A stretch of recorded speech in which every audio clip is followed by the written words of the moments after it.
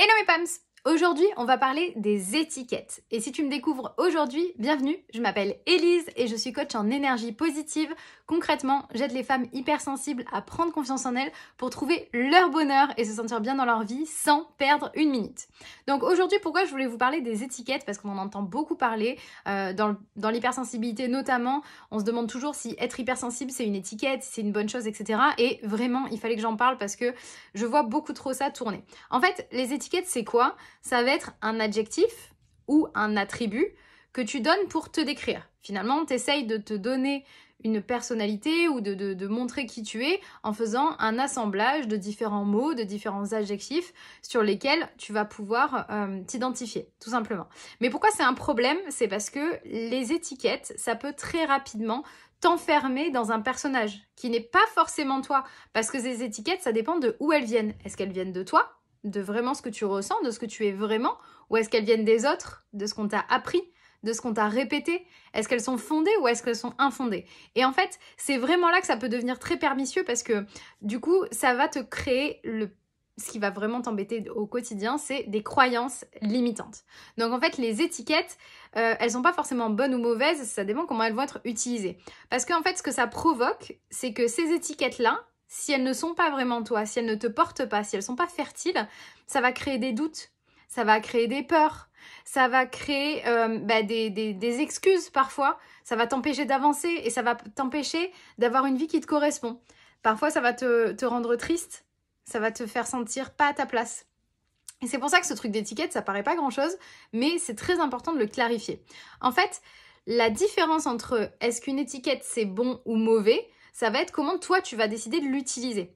Si tu choisis de faire le tri dans tes étiquettes et que tu vas garder que celles qui sont intéressantes pour toi, celles qui te permettent de te sentir mieux, celles qui te permettent de progresser, celles qui viennent de toi et que tu décides de garder, c'est là que ça peut vraiment changer la donne. Donc en fait, rejeter toutes les étiquettes en bloc, pour moi, c'est pas forcément une bonne solution. Souvent, tu vas avoir des posts de gens qui te disent « Voilà, moi, je suis autre chose que mes étiquettes, je suis autre chose que mes adjectifs. » Évidemment, on est tous uniques. C'est-à-dire, il y a une phrase que j'aimais beaucoup, je sais plus d'où elle est tirée, c'est « Tu es unique comme tout le monde. » C'est-à-dire que chaque personnalité a une multitude d'étiquettes, une multitude de facettes, une multitude d'adjectifs. Et donc, évidemment qu'à la fois, on est toutes ces étiquettes à la fois et aucune d'entre elles. Voilà, on est juste nous-mêmes. Mais concrètement, ça, c'est beaucoup de blabla. Moi, ce que je veux te donner, c'est les clés pour prendre confiance en toi. C'est que tu puisses t'en servir, que ça soit utile. Voilà, j'essaye pas de faire des débats philosophiques. J'essaye de toi t'aider concrètement à déculpabiliser et à te sentir mieux. Donc, comment on fait pour ça? Pour moi, la clé, c'est réussir à te poser une question très importante. C'est est-ce que cette étiquette, elle m'est utile? Est-ce qu'elle est utile pour moi, pour ma vie? Est-ce qu'elle me permet d'avancer, de progresser? Et en fait, ça va te permettre de faire la différence entre une croyance limitante et une croyance dynamisante. Et je vais le répéter parce que c'est vraiment super important. Les étiquettes, elles peuvent aussi te servir à aller de l'avant. Et la différence, c'est si ça va créer une croyance limitante ou une croyance dynamisante. Et donc en fait, mon travail avec mes coachés, avec les personnes que j'accompagne, c'est aussi faire ça. C'est faire ce tri. Clairement, je vous en parle souvent, faire le tri à différents niveaux, c'est comme ça que tu prends confiance en toi. Je pense que s'il y avait un seul secret, ce serait ça. C'est de faire le tri. Parce que tu le sais, ce que je dis toujours, c'est tu mérites le meilleur et ceci est non négociable. Et comment on garde le meilleur? En faisant le tri.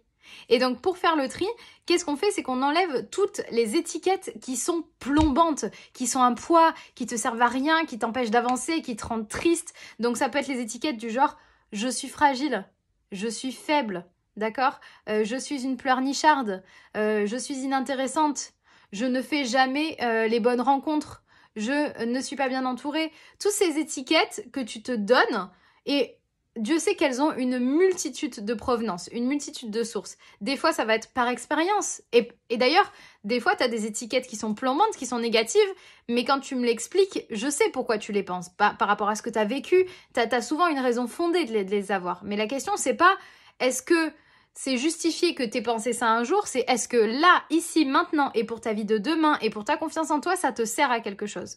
C'est ça la différence. Alors, peu importe que ça vienne de quelqu'un qui a été pervers narcissique avec toi, qui t'a fait souffrir, que ça vienne de tes parents qui t'ont toujours répété que t'étais timide et que tu parlais trop ou que tu servais à rien, que ça vienne de ce que t'as entendu à l'école, que de ce que t'as entendu au boulot. Tout ça, évidemment que ça vient de plein de choses. Et nous, aujourd'hui, on veut faire en sorte de ne garder que ce qui est fertile. Que ne garder ce qui va t'aider à prendre confiance en toi, ce qui va t'aider à te sentir mieux. Et moi, ce tri, je l'ai fait. Si tu veux, je te donne mon exemple. Aujourd'hui, les étiquettes qui sont les miennes, c'est d'être une femme. Mine de rien, finalement, être une femme, c'est une étiquette. Je pourrais très bien me décider autre chose, me donner en tout cas une autre étiquette parce que c'est ce que je suis vraiment. Mais aujourd'hui, c'est une étiquette avec laquelle je me sens bien, ou je me sens alignée en tout cas.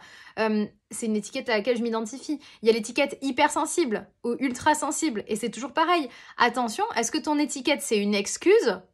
Ou est-ce qu'elle te porte? Pourquoi moi l'étiquette hypersensible elle est importante pour moi? Parce que je m'en sers uniquement pour apprendre à me connaître, pour comprendre mon fonctionnement, pour comprendre comment je réagis et m'en servir pour le meilleur. Mais jamais je te dirais je fais ça parce que je suis hypersensible, enfin je peux pas faire ça parce que je suis hypersensible, tu comprends, etc. Non, c'est juste ok je suis hypersensible, c'est un fait, c'est une façon d'être, c'est celle que je suis.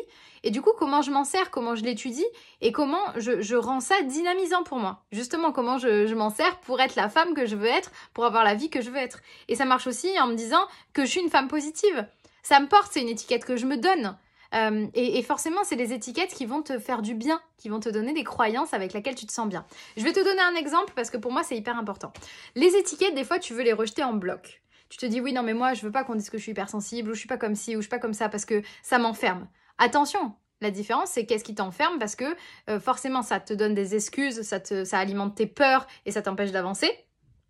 Mais pourquoi ne pas garder les étiquettes qui sont utiles? Regarde, par exemple, moi j'ai les cheveux bouclés.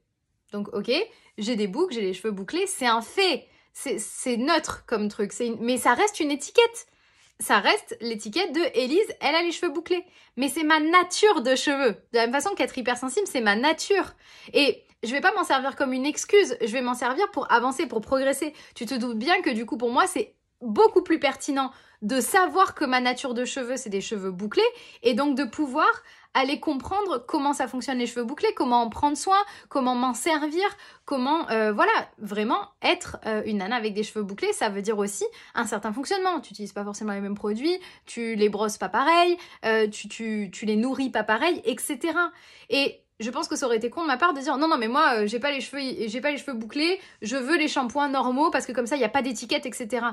Mais dans ce cas-là, tu t'empêches d'avoir quelque chose qui va être dynamisant pour toi, qui va te permettre d'aller mieux et qui va te permettre d'être en accord avec ta nature, tu vois. Et donc du coup, moi c'est ça, juste j'accepte, je suis une femme hypersensible, positive, avec des cheveux bouclés, voilà, je sais pas moi, j'ai une peau atopique, donc il faut que je la nourrisse et que je fasse des choses à côté. C'est des faits. La différence c'est est-ce que tu vas te cacher derrière tes étiquettes ? Est-ce que tu vas t'en servir comme des excuses ou est-ce que tu vas les étudier, les comprendre et t'en servir pour prendre confiance en toi, pour aller mieux, pour avoir la vie de tes rêves? Tu vois ça? Donc voilà, c'était hyper important pour moi. Je sais pas si c'est un coup de gueule ou une mise à jour, etc. Les étiquettes, on en fait beaucoup de blabla.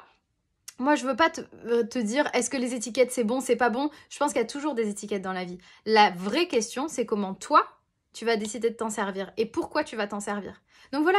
Moi, je suis en accord avec mes étiquettes. J'essaye de me débarrasser de celles qui m'empêchent d'être celle que je veux être, celles qui ne me servent à rien. Et en tant qu'hypersensible, on le sait, les étiquettes qu'on essaye de nous donner qui ne sont pas les nôtres. Fragiles, pleurnicharde, trop excessive. Voilà le nombre de fois où j'étais ça.